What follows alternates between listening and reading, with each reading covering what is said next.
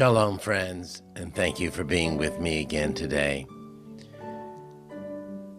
You know, our Jewish tradition is very, very tied in to nature, tied into the seasons and the passing of time. If you examine the calendar of observances and holidays, you can feel that our ancestors were very close to the land and to the natural resources that surrounded them.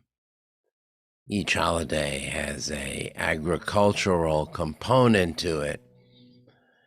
And throughout the Torah, we are sensitive to the seasons, to the climate, to rain, and to natural resources. This week is Tu B'Shvat. It is the holiday known as the New Year of the Trees. It's an odd thing to have a new year for trees. In fact, the Talmud tells us there are 4 new years. But this whole idea of having a new year is an interesting concept. After all, what is a new year? A new year means it is a time for starting over, a time of anticipation. When Rosh Hashanah comes, our spiritual new year, we anticipate that the year ahead should be a year of sweetness and happiness and blessing. We put away the year that just passed and look forward to a new year. And here, with the new year for trees, the new year for agriculture, the new year for our earth, we are anticipating what will be in the year to come.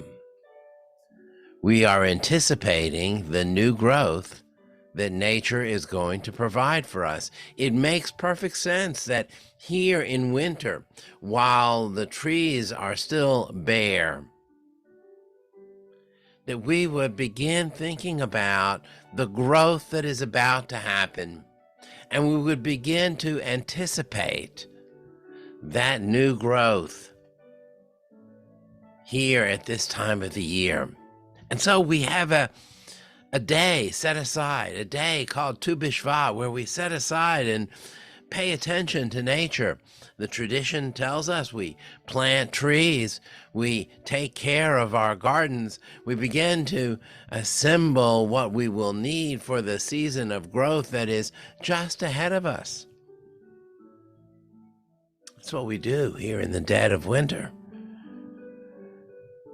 As we get ready for growth, we get ready for what's ahead of us. Some have suggested that the trees themselves are a metaphor for human beings. After all, trees are alive and have a body. They have branches that reach out. But more importantly, trees have a system of deep roots that nourish and sustain them. For us as individuals, and for us as a people, it is our deep roots in history, in generations past, that sustain us, that propels us, that nourishes us. It is the idea that we have these deep roots unseen. You can't see our roots any more than you can see the roots of a tree. And yet it is those roots that we have as individuals and as a community. It is those roots that propel us forward, that nourish us, that allow us to know that there is a strong future ahead. And so today, as we gather and as we contemplate this evening of Tu B'Shvat, which begins on Wednesday evening, let us think about all the gifts that nature gives us. Let us contribute to the growth, preservation, and sustainability of the environment that surrounds us. It's our responsibility. It's who we are. It's what our Judaism wants us to be aware of and to be sensitive to. Happy Tu B'Shvat, everyone. Join me now for the Mourner's Kaddish. Yitgadal v'yitgadash Shemei Rabbam. B'alma divra kirutei v'yamlich malchutei. B'chayechon v'yomechon v'chayei d'chol Beit Yisrael.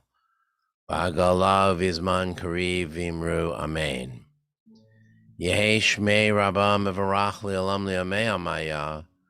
Yitbarach v'yishtabach v'yitpoar v'yitramam v'yitnaseh. V'yidadar v'yidaleh v'yidalal Shemei d'Kudisha barichu. Li'ela min kol birchata v'shirata. Tushbechata v'nechamata damiran b'alma v'imru amen.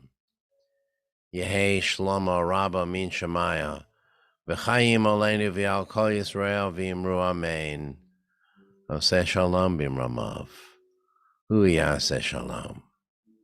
Oleinu v'al kol Yisrael v'imru amen.